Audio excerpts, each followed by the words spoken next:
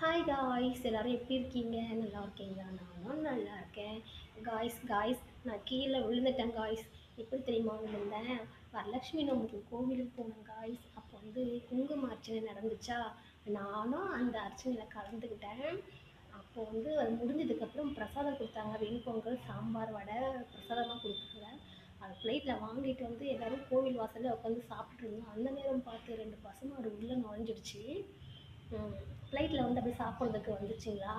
ஒருத்தர் என்ன பண்ணார், அந்த மாடை துரத்துனாரு பாருங்க. அந்த மாடு என்ன பண்ணுச்சு, என் பக்கமாக திரும்பி என் பக்கமாக வந்துடுச்சு. எனக்கு வந்து சடனாக எந்திக்க முடியல.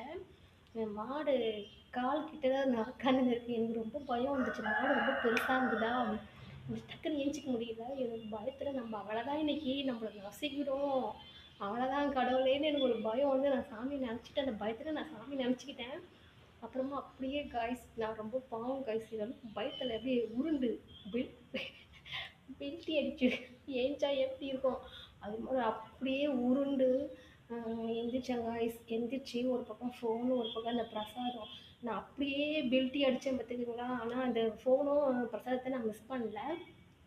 எனக்கு முடியாமல் முட்டி போட்டு அப்படி உருண்டு பெல்ட்டி அடிச்சு தான் நான் ஏஞ்சேன். ஏஞ்சதுனால வந்து அந்த சிமெண்ட் வந்து பொத்து இருக்கும் பார்த்தீங்களா, சிமெண்ட் தரை உடஞ்சி முள்ளு முள்ளாக அப்படியே கல் கல்லாக இருக்கும் பார்த்தீங்களா, அது வந்து எனக்கு முட்டியில் ஊனி பொத்துடுச்சு, தேஞ்சு ரத்தம் வந்துச்சு. கால் வலிக்குது, ரொம்ப பெயினாக இருக்குன்னு ஒரு 4 நாளாக நான் வேலைக்கே போகல காய்ஸ்.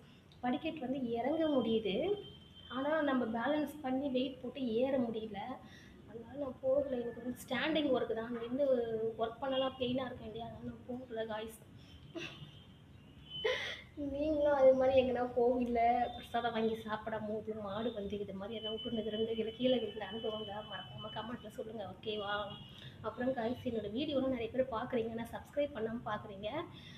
வீடியோ பார்க்குற நண்பர்கள் வந்து சப்ஸ்கிரைப் பண்ணிவிட்டு பாருங்கள். அப்போ தான் நான் போடுற வீடியோலாம் உங்களுக்கு உடனே வரும், ஓகேவா?